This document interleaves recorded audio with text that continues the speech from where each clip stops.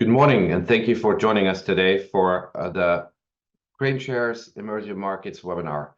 Is AI the next great catalyst for emerging markets? As we've seen over the past year or so, it has become evident that emerging markets is being reshaped by multiple factors here.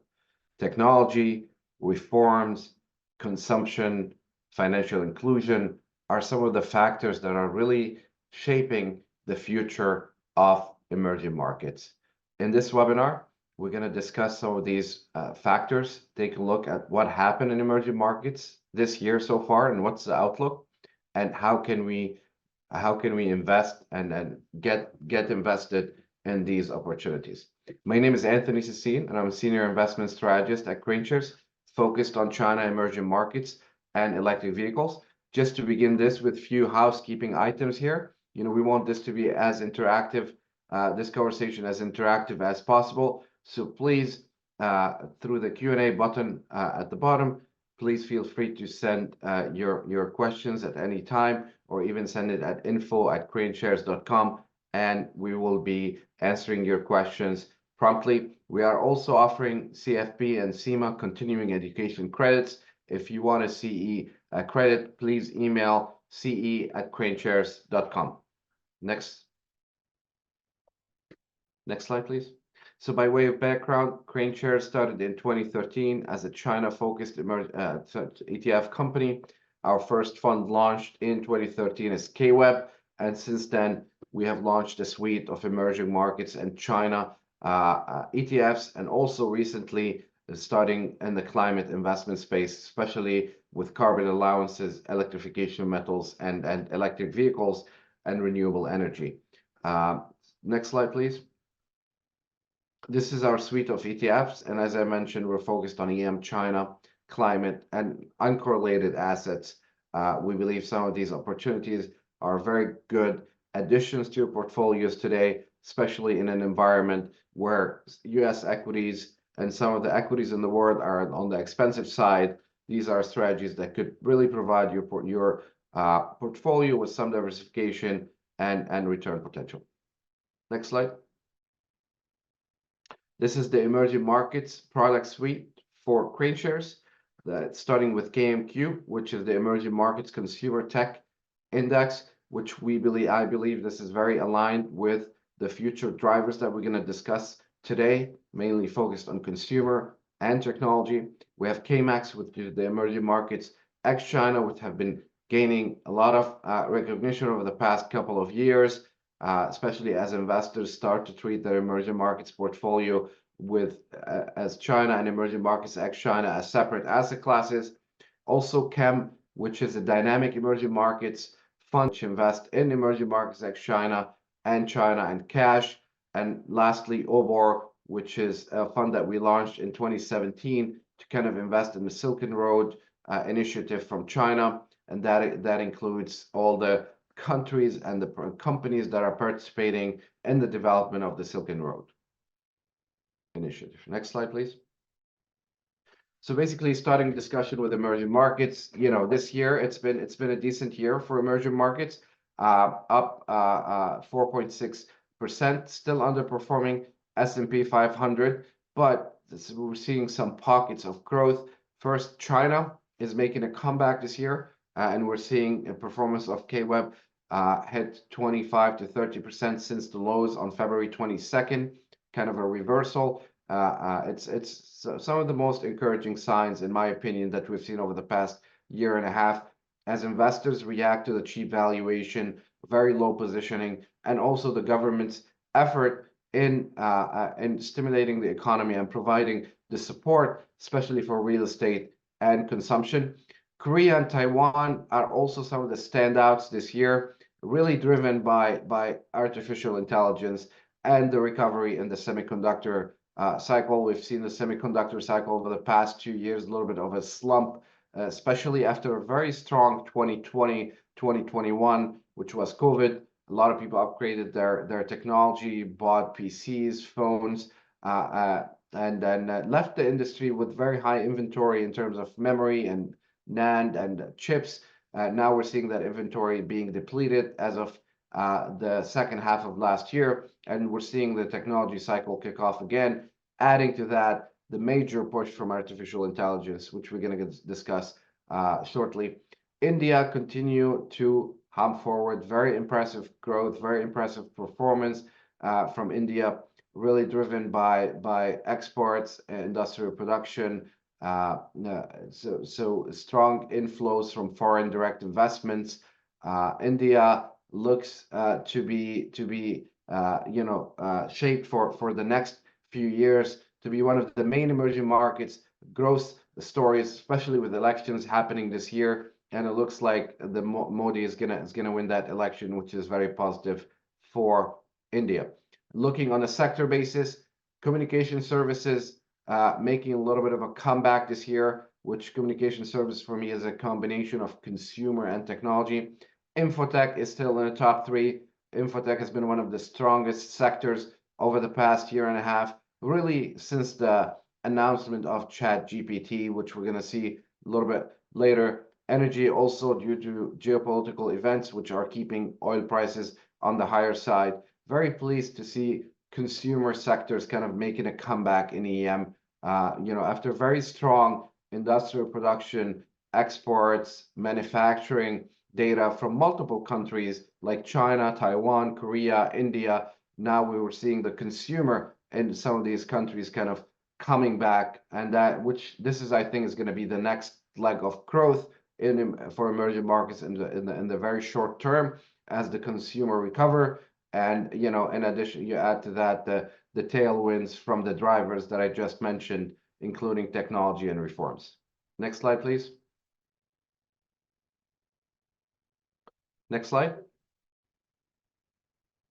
So basically, just looking back at emerging markets, right? Emerging markets go through cycles, especially versus the S&P 500. Really, the past 14 years have been very impressive for the U.S. market, and that's due to the global financial crisis, the stimulus, the low inflation that we've seen happen over the past 14 years, really propelling the market to new heights. Add to that the technology, the technology growth that we've seen from companies like Facebook, like Nvidia and Amazon, which continue to grow, long-term structural growth stories. But now we're seeing a little bit of a different dynamic in the U.S. and investors are kind of waiting. When is this going to when this wave is going to turn, right? We're seeing very high rates. The economy has been, I have to say, has been much more resilient than many expected, including myself. We're waiting. People are looking very intently at the employment data in the U.S. The most recent report looked like there are some cracks kind of starting to form. So basically, investors are watching this because potentially EM could be the outperformer for the next 5 to 7 years, as we've seen happen in the 10 years previous to that 10 years. So you see it going into cycles, and we think the new cycle for EM outperformance could be kicking in soon. Next slide. Looking at valuations today, that can certainly supports the argument. Emerging markets in China are a very multi-year discount in terms of valuation compared to the S&P 500. 1.6 to 1.7. That's going to revert to mean at some point, and that's going to drive a lot of flows into emerging markets. On the right side, you see that growth is healthy, EPS growth in emerging markets. South Korea expected EPS growth expected to be close to 52%. That's again driven by the recovery in the semiconductor cycle and AI. In addition to, we're expecting lower rates, which could give consumer another boost. Same thing in Taiwan at a lower rate, 18.4%, because Taiwan has seen more growth in the past year. So that's kind of normalizing. Emerging markets like China expected to grow at 20%. China, 16% EPS growth. India, another 17% EPS growth. So as you're seeing here, very low valuation and decent growth prospects for emerging markets. Next slide. On a country level, you look at the S&P at the very left of this slide.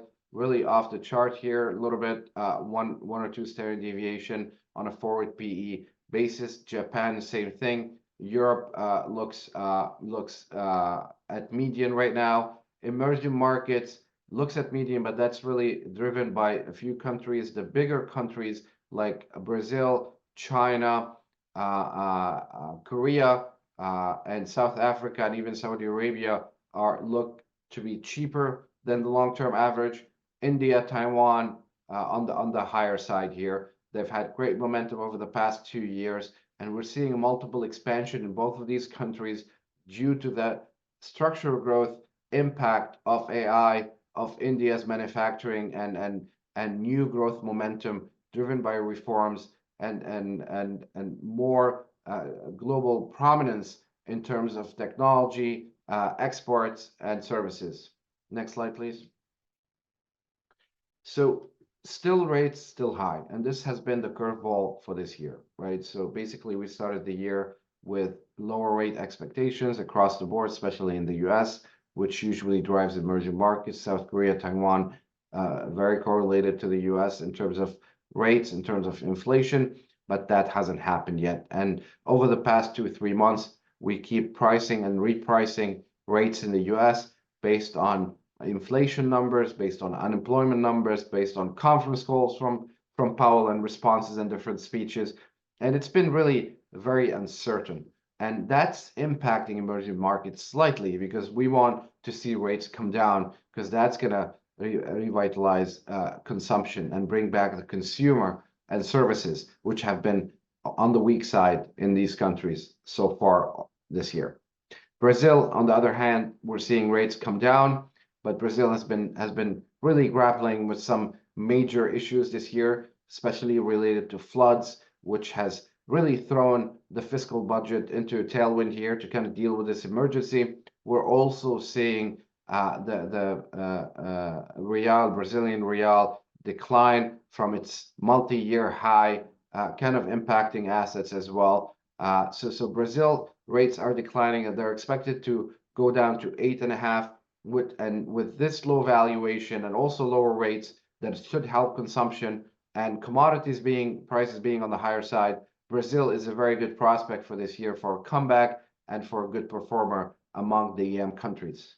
Next slide, please. Inflation coming down, but not fully. I mean, it's not very high, but still the US inflation numbers are kind of influencing rates globally, especially in some of the major emerging markets countries. Next slide. We're seeing tech exports pick up quite a bit in Korea and Taiwan, especially starting in end of 2022, beginning of 2023. And that's really driven by, especially on the beginning part of 2023, by AI on both sides, whether it's Taiwan or Korea. And then the very end of that is starting to reflect the recovery in the semiconductor industry, the traditional semiconductor industry, which is also helping. And we're seeing oil prices too stabilizing too. So that's really making and lifting the merchandise trade for both countries and the account and the trade surplus as well. However, services continue to be on the weaker side. Next slide.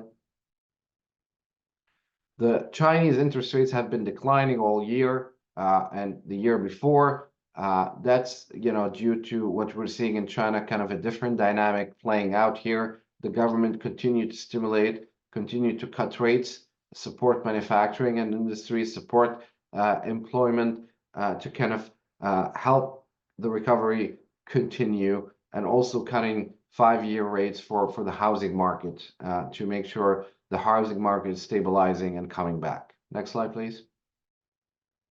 The effort has been noted in China, but the China consumer confidence remains low, and that's the main issue, in my opinion, that is actually preventing the full recovery of China, despite us seeing very encouraging returns and very encouraging price dynamics over the past 2-3 months in China, especially with the KWEB ETF. Some of these really amazing companies like Alibaba and Pinduoduo and Meituan and just kind of making a comeback. These are the mechanism of retail and consumption within China, and they're also big on AI and cloud and some of the tech 2.0. So we're seeing a lot of these companies come back, a lot of these valuations being, very low, and investors, just trying to benefit from these very low valuations. On the right side, the real estate industry continues to struggle a little bit. It hasn't stabilized fully where it should be. We see the government kind of intensifying efforts to stabilize and bring back that industry, and that's really going to have a direct impact on consumer confidence, because 70% of people's wealth is tied in real estate, in addition to also employment. On the bottom left side, we're seeing the CNY yuan going back to really multi-year low versus a USD, especially after the market started repricing in the US, higher rates for longer, stronger USD, and but that's going to revert back. We believe the equilibrium for the CNY versus the USD should be around 6.4, 6.5. When things kind of go back to normalize, and rates starts coming down in the US, we believe investors can get a tailwind from currency to the tune of 10-15% over the next 2 years as a boost for equity investments or Chinese assets in general. On the fixed asset side, we're seeing manufacturing and industrial production actually grow, especially over the past 3 months as the government continued to lower rates and stimulate and provide support. The real estate investments are stabilizing, but still low, and that's what we want to see increase in the near future. Next slide. India, great momentum, great recognition from foreign investors. India saw last year some of the highest inflows out of any emerging markets country, with 21.4 billion entering the Indian markets. The second, Korea, 10.7. We continue to see a very high quality growth, high quality GDP growth and EPS growth, and it looks like the election is going to go in favor of the markets this year, with Modi being re-elected. The one thing about India is it's really expensive today, and that could be a little bit worrisome in the future. If crack shows up, you can see that these multiples kind of contract quickly, and I think that could be when China recovers as well. You can see rotation between India and China as we saw 2 years ago. Next slide, please. So this is what's been driving the market, is rising US Treasury yields and the repricing of that. Basically, we entered the year, as I mentioned, you can see it here in the chart, beginning of 2024, with really Treasury yields declining quite a bit up until March report, the inflation report. This is when we started to see repricing of yields in the US, and we saw a spike in the 10-year Treasury, leading to a decline in markets globally, and also decline in rates expectations, lower rates expectations, especially in major emerging markets, and increase in the USD. As you can see in the chart on the left, it's the correlation between USD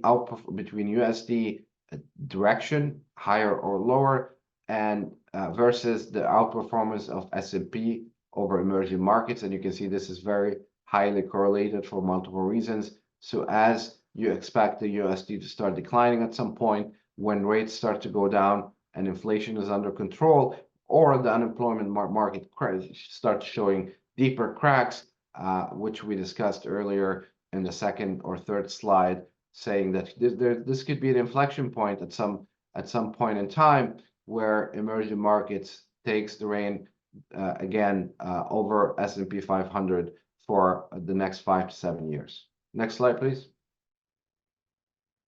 We're also starting to see, in emerging markets, growth tick up expectations. And here it's showing that also policy rate estimates kind of going down, but that has changed a little bit over the past few months. Again, after the March report, policy rate estimates are, stabilizing now. They're more on the flatter side, waiting to see what's going to happen in US rates. But if you look in the chart on the right, on the second, specifically the second column, this is when emerging markets, it performs best. When growth estimates are going up, policy rates estimates are going down, this is actually the best environment for emerging markets. So as you can see throughout these slides, we've been through multiple indications on why emerging markets can be, the next outperformer for the next 5 to 7 years based on what we've seen historically and based off economic cycles and conditions. The emerging markets can really start outperforming S&P 500 and continue to outperform for the next 5 to 7 years. That's why we're encouraging investors to start looking at that space. Next slide, please. So now going long term, basically we've discussed what happened over the past, 4 or 5 months and what do we think is going to happen in the near future. But the long-term view for emerging markets has been improving. We're seeing consumers in emerging markets in countries like China, like India, really coming to the front here, in terms of consumption, higher standard of living, traveling more. And this is going to continue. We're still at the very beginning innings. If you look at the GDP per capita in some of these countries, they're still very low compared to the US, which is in a 55 to 60,000. China is close to 12, 13. India is mid-single digits. So there's a long way to go for these consumers to kind of catch up with their developed markets counterparts. Financial inclusion, what's happening here is we're seeing, especially in India, a lot of people getting mortgages, buying homes, taking, credit card debt. MasterCard is included in the KMQ, a fund that we just mentioned, beginning consumer technology. We're seeing a lot more people opening bank accounts, getting access to credit, getting access to mortgages, which is also helping raise more the standard of living in emerging markets. Reforms. We're seeing a lot of great reforms. Reforms have been really the bedrock of emerging markets growth for many years, starting all the way back in the days with Korea and Taiwan or the Asian tigers, moving on to China and then India. And today we're seeing really a massive story in Saudi Arabia, in the UAE, in the GCC area, where really governments are just driving growth, long-term structural growth through very high level, deep reforms that are really reshaping and transforming the economies of these countries, especially in Saudi Arabia and UAE. Technology and AI, which we discussed, that's going to be a bigger driver, right? And this is becoming more apparent today. This is really after ChatGPT that AI became more real, became more tangible. People were able to kind of evaluate it and put valuation on it and future cash flows. But I can tell you, these evaluation and forecasts are going to keep increasing every day as the AI industry expands and its application just become broader and broader, just like any long-term growth industry. But now we're talking about AI, which is really the equivalent of the industrial revolution back in the days, where we're really revamping all of our industries, our way of life, everything we use on a daily basis is going to be driven by these technologies. Energy transition, of course, with all the government goals across the board, with China leading the way in terms of energy transition and climate investment, especially in electric vehicles, renewable energy, really becoming the leader globally in batteries and energy storage. That's definitely going to help emerging markets in a big way, especially also Korea, which has, very robust automotive and energy storage industry as well. So this is going to be very interesting for emerging markets. And these are long-term trends, right? It's not a year or two thing. This is 15, 20 years of potential growth for these countries. Next slide. So looking at our product set here, we're focusing on KMQ and KMX. KMQ, in my opinion, is one of the purest exposures to these drivers that I just mentioned. For me, so this is mostly related to consumer, to technology, to financial inclusion, right? Communication services is the intersection between consumption and technology. Consumer discretionary and consumer staples is pure consumer growth in these areas. But this is not just the regular retail. This is the online, the internet, the higher growing types of consumer industries within emerging markets. You have a decent exposure to information technology, which is mostly semiconductors in companies like Taiwan Semiconductor, Hynix, and a slew of different semiconductor industries, and also exposure to fintech financials. Really a great combination of companies that are focused on consumption, on technology, AI, financial inclusion in KMQ. KMX is the emerging markets ex-China, which is really driven by information technology. Close to 30% of that is in information technology in companies like Samsung, like SK Hynix, like Samsung, and like Taiwan Semiconductor. Also very decent exposure to consumption through consumer staples and consumer discretionary. Has now the largest country allocation in emerging markets ex-China is India, followed by Korea, Taiwan, and then Brazil, South Korea, and Saudi Arabia. So really great combination of countries and growth stories across technology, reforms, commodities that you can find in KMX. Next slide, please. So basically, talking now about the artificial intelligence revolution. It's been a decade plus in the making, right? So basically started in 2012, but through these multiple initiatives that we see across that decade. But really, it didn't really take hold. People didn't really feel it until the announcement of ChatGPT. The ChatGPT really gave people a taste of how could AI change our world, right?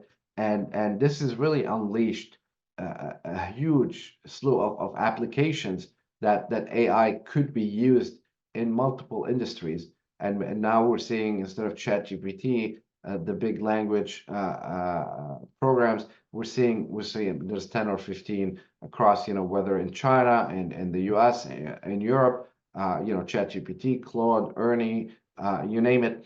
And major companies actually building big businesses around generative AI. But that's only really the very beginning of AI, right? This is really like step one. This is like AI 101, maybe 102, right? And if you go next slide, please. If you think about AI, it's not just generative AI, it's actually multiple industries within that. So that's going to unleash the potential for this AI, but then you're going to need AI hardware, you're going to need the infrastructure, and then at the end, you're going to see this application across the board, right? So basically, the companies that are doing the semiconductors, whether design, manufacturing, and packaging, that's Samsung, TSMC, SK Hynix. You want to see, of course, through AI, we're going to generate tons and tons of data. Basically, the estimate is we're going to double the data we have every 2 years or something. So you're going to need a lot of data centers and a lot of servers and cooling and power and networking and GPUs and CPUs, which these are really done by NVIDIA and AMD. To kind of power this advancement. You're going to need a lot of model training on the AI infrastructure side, model deployment, bigger clouds, bigger storage. I think you get the point that everything, is going to have to increase many folds to kind of make space for what's coming with the application of AI across the board. And that's also going to benefit the traditional, chip and memory industries as well, because, you may have AI computers, AI applications across the board, which may require very high-end memory, high bandwidth memories, and very specialized chips for that, and specialized GPUs. But also you're going to have the traditional computers that would be benefiting from that as well, and the traditional NAND and memory chips like the DDR5 and DDR4, which are also done by Samsung and SK Hynix. Also seeing a big boost from the expansion of the use of technology just across the board. Next slide. So Bloomberg is estimating the generative AI, which is, we said this is really the first leg of AI to be 1 trillion by 2032. ChatGPT, gathered, I don't know, hundreds of millions of users within like 2 months, really eclipsing any app or any technology company that depends on users in the past, whether Facebook or Instagram or whatever.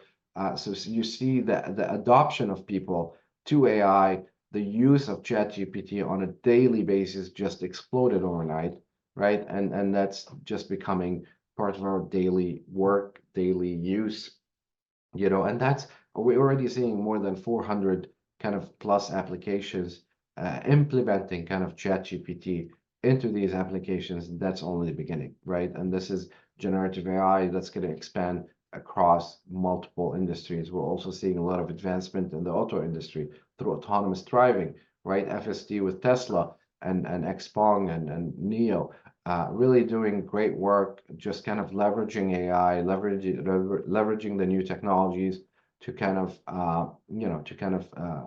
just pave the way for really totally new way of doing business and living on a daily basis. Next slide, please. So this is the advantage of SK Hynix, which is also one of the holdings in KMQ and KMEX. Really, SK Hynix is a very distinguished firm here. It started investing in high bandwidth memories like very early on. Did a big kind of collaboration with AMD in 2016, 2017. And this is really paying off today because they have some of the best chips, some of the fastest and most practical chips today, and they're really leading the way in terms of memory chips for AI, really ahead of Samsung. Usually Samsung is ahead of SK Hynix, but now with AI, we're seeing Samsung trying to play kind of a little bit of a catch up here. And so on the left side, you see the DRAM demand for AI servers, which is your traditional memory chips that you see in your computers, is going to go from 17% today to kind of 38% in the next 5 years, really. And AI servers on the right side, you see from generative AI, you're going to see a lot of growth in AI servers, and infrastructure and memory use. So that's why SK Hynix is very well positioned to capture on that growth and really well ahead many of its peers. But some are catching up, and that's within Korea mostly, mostly in Samsung and maybe Taiwan Semiconductor a little bit there, but these guys have the lead in terms of in these industries. Next slide, please. Taiwan Semiconductor as well. It's a really world-class company with second to none capabilities, mostly in developing chips, in building chip and chip manufacturing and packaging, right? They do the thinnest chips on earth. Today, we're talking about 3 nanometers and 2 nanometers, which is amazingly impressive to see the power that you can pack in very, very thin layers of chips, and also the packaging as well. They're really the foundry of the world. We're seeing companies like Intel and AMD and Nvidia and everybody outsourcing their chip manufacturing to TSMC. TSMC truly have a major moat around that business and stand to benefit in a major way from the AI revolution. TSMC is also a holding of KMQ and KMEX, and we're going to see over the next few years its revenue from AI go from 6% to 25% very quickly, just basically doing what they do best, is chip manufacturing and packaging. Next slide. So that's basically the AI revolution, which I think is gonna be, a huge boost for TSMC, for Samsung, SK Hynix, and many of these companies that are listed in Taiwan, in South Korea, even China as well, which is catching up now, especially because of all the embargoes. They're just putting a lot of money into that space, and I expect China now, they're at the 7.5 nanometer. They're just really behind TSMC in terms of technology, but I expect China also to be a major player in that space. The second biggest driver is reform, as I mentioned, right? This has been a staple for a long term. In the 70s and 80s, we saw the Asian tigers, right? We saw Korea, Taiwan, Singapore, Malaysia, kind of following following the example of Japan in terms of manufacturing, and then moving on that value chain higher and higher. And today we're seeing them reach the pinnacle of export of very high end value exporting and manufacturing in technologies and semiconductors. You know, in addition to having a very vibrant society, very vibrant consumer market, and in addition to being neighboring to China, which is the biggest, consumer market in the world. So these are the Asian targets, 70, 80. China in 2000, after joining the WTO, really transformed its economy over the past 20, 25 years, hitting 17, 18 trillion GDP, lifting close to 700 million people out of poverty. India as well, seeing, after 2013, we saw a big push in reforms kind of transformed India. Today, we're seeing also one of the biggest stories unfolding as, in front of us.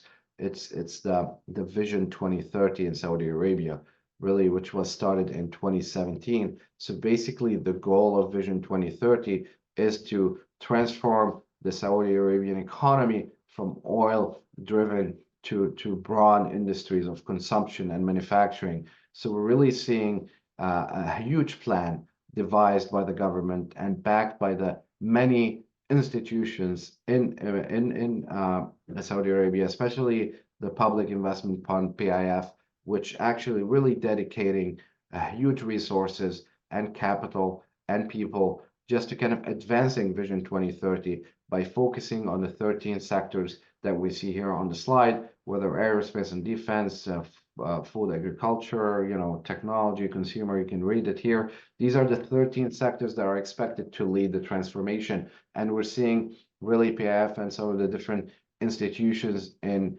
Saudi Arabia, especially Ministry of Investment, leading the way, building strategic sectors. Just in 2022 alone, PIF created 25 new companies, invested hundreds of billions of Saudi riyals domestically in these companies, creating hundreds of thousands of jobs. This is only in 2022. We're really seeing a major revolution here, right? We saw some major asset managers in the world kind of move to this region, to Saudi, to Riyadh, to Abu Dhabi.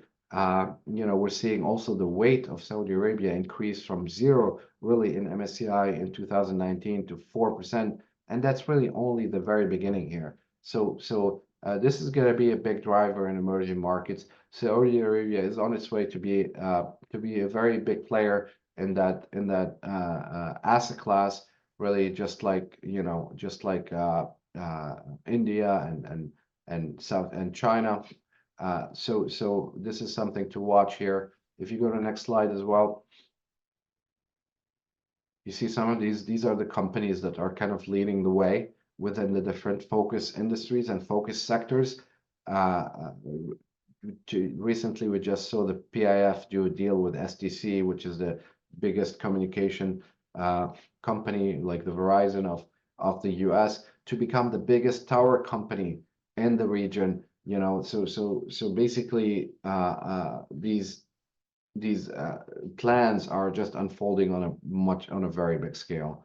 We're talking about Lucid setting up manufacturing. We're talking about the King Abdullah Economic Zone in Jeddah, which is going to be hosting a lot of the auto industries. We just heard Hyundai, early last year or late last year in Q4 announced that they're going to be setting up operation there.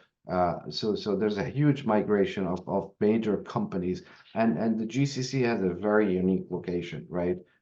They're really in the middle in terms of time zone, in terms of location, closer to India, closer to China, in the middle between India, China, US, and Latin America. So really great stuff happening there. A lot of high quality growth that is backed by actual government planning, long-term visions that I think investors should be looking at. Next slide, please. So basically, if you look at emerging markets over the past 10 years, 15 years, whoop-de-doo, hasn't been very impressive, right? And that's we show that in the slide earlier. A lot of that has to do with this, with the massive stimulus that we received after the global financial crisis. It also has to do with the huge technology, revolution in the U.S. Whether it is, look at our lives in 2009 and our lives today.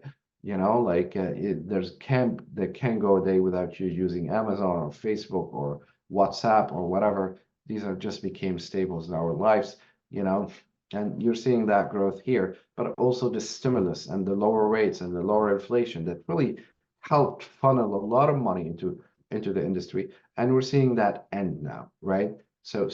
But even despite all this, if you actually invested in the right places in emerging markets, as you're going to see on the next slide, you have probably done better than the S&P 500. This is EM Consumer Technology, right, which has outperformed emerging markets index by a decent amount, right, by more than 100%, if I can see here on the chart correctly.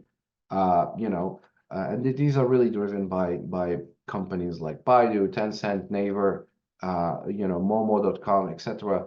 In countries, Mercado Libre, Taiwan Semiconductor, Samsung, basically most of the companies in K&Q, right? It's EM Consumer Technology that really have actually driven the change in emerging markets, right? And they're going to continue to drive that, right? The difference is emerging markets consumer is at the beginning innings, right? Where we just said GDP per capita is still very low, long runway for growth. Population is 3-4 times the US, right? Whether in India or in China. So that story is going to continue, right? And in the short term, you may have hurdles and issues, whether in China's consumer recovery, or you can go through cycles here and there. But in the long term, that story is going to continue to unfold, right? And investors definitely want to be exposed to that story. Next slide, please. So these are some of the companies in KMQ that I just mentioned. We just did a change to KMQ earlier this year to include the semiconductor suite, the AI suite. So now you have consumer technology and AI in one fund, which is an amazing idea in my opinion. So you're seeing companies like SK Hynix, TSMC, even MasterCard being added to KMQ to complement the existing Tencent, Zomato FC, and Naspers, and Alibaba, and Pinduoduo, and JD.com that were already, and Mercado Libre, they're already in that fund. So a really great combination of companies at the forefront of change in emerging markets, whether in the e-commerce space, in the consumer technology space, or in the AI space. Next slide, please. Seeing if you look at the different valuation, NVIDIA has been an amazing story, right? Like no doubt. Where is it in the cycle? I think NVIDIA is gonna be, one of the greatest company over long term. But is it too overvalued at this point? I think valuations are a little bit extended here, right? So you look at revenue for actually NVIDIA, and it's 27 billion versus revenue from TSMC and SK Hynix. TSMC 70 billion, which is almost more than twice. But you look at price to sales and valuation, price to sales for NVIDIA at 37, TSMC at 9, SK Hynix 3.5. So there's a big gap between these different companies. So NVIDIA was the really poster child for AI, that kind of started the story right after ChatGPT, with amazing sales across the board, amazing technology, being produced. But then I think that story is going to move on to level 2 and level 3 and level 4. And I think TSMC and SK Hynix are next in line to kind of, for investors to kind of start seeing the importance of these companies in this revolution, and for NVIDIA specifically. Next slide.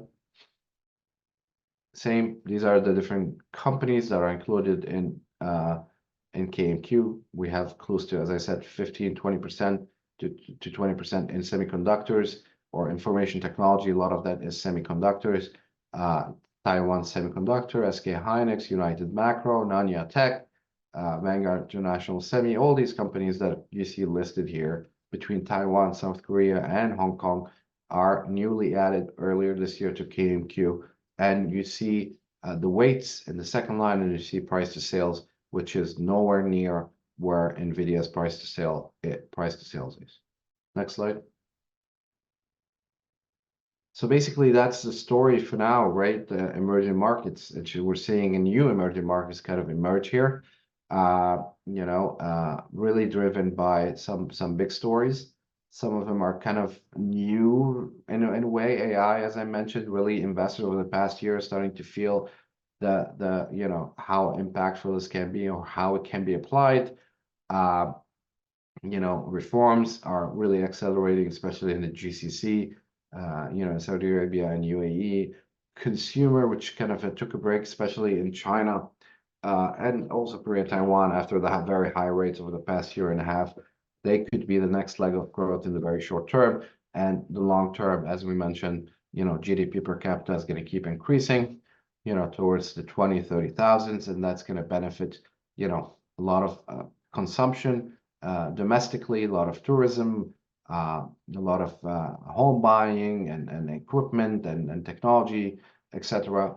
In addition, to the addition of the application of AI across the board, and and also people are gonna use credit cards more, and hopefully in a good way, and buy more homes and mortgages. So this is the story for emerging markets going forward. And when you look at it today with very cheap valuation, very low positioning, right, and looking at on the other side at the U.S. S&P 500 being at the very top of that spectrum, right, with cracks starting to show, and really, quite frankly, U.S. Fed that hasn't been delivering as the quality expected, especially in terms of communication and in terms of like making the market aware of what's coming, and because we're seeing a lot of big movements after conferences from rate meetings, etc. So that's really gives a lot of uncertainty in the U.S. on the U.S. dollar, and that actually could benefit emerging markets. So that's it for today, and I hope that was helpful. Please, happy to take questions at any time, and or actually please get in touch with us for your CFP credit or for more information on the funds. So let me start with the first question. What's the difference between TSMC and SK Hynix? Yeah, great question. There's a big difference here. They both operate on the different value chains of that AI story.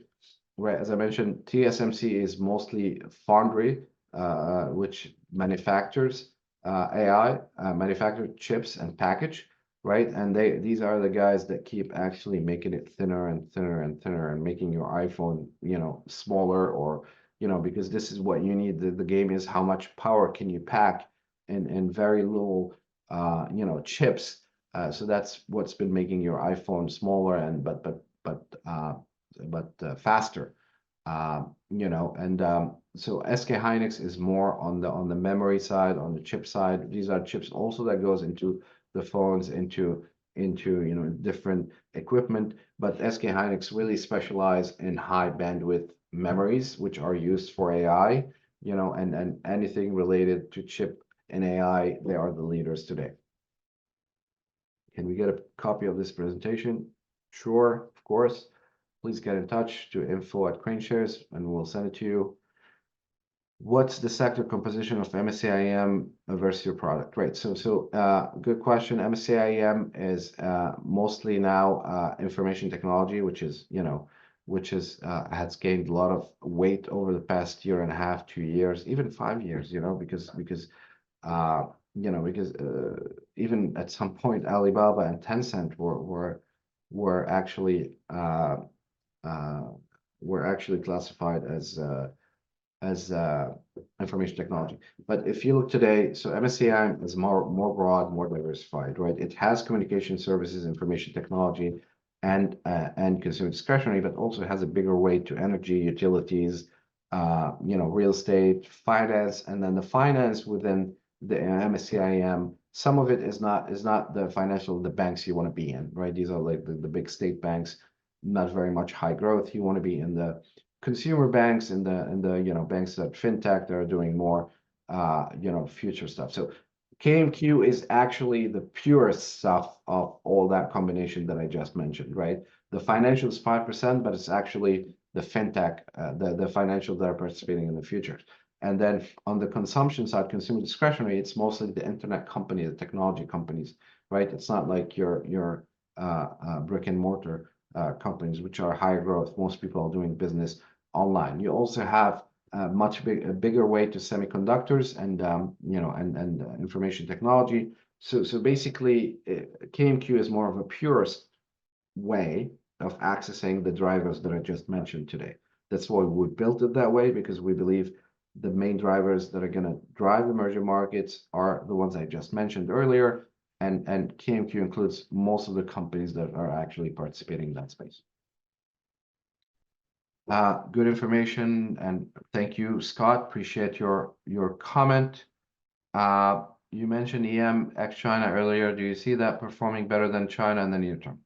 Well, we run model portfolios internally. One of the PMs, which is CAM, the ETF that I mentioned earlier, which is a dynamic emerging markets that invest between China and EMX China based on valuation, fundamentals, and technicals. And I can tell you, we are very overweight in China now, and for the first time since Q4, because the valuation discrepancy and the fundamentals and is very wide between the two, more than 3 standard deviation, right? Because think about it, last year you had emerging markets like China run up in a big way because of AI, right? And then but China actually was declined 12-13%, because of the recovery. It just took a little bit longer, so that created a major gap in valuation. So look, great stories over long term. Obviously China is the biggest story for us, and that's always going to be because of the cycle and the magnitude and the level of growth and innovation across the board. And even in the short term now, I would say China is much more expensive, but the technicals have been a little bit challenging, right? So as soon as the consumer recovers in China, I think China will do a lot better than emerging markets like China. But they're both great investments. They're both giving you access to really long-term stories, and they're both at very good valuation, more so on China, and they both have very decent and high quality growth. So I would say both. All right. So thank you all for your questions. Appreciate it. We're happy to answer any more questions. Please feel free to email us or set up a call with your sales representative. Really take a look at emerging markets. I think it's going to be a very interesting space. You have to be a little bit patient. Thank you so much and have a great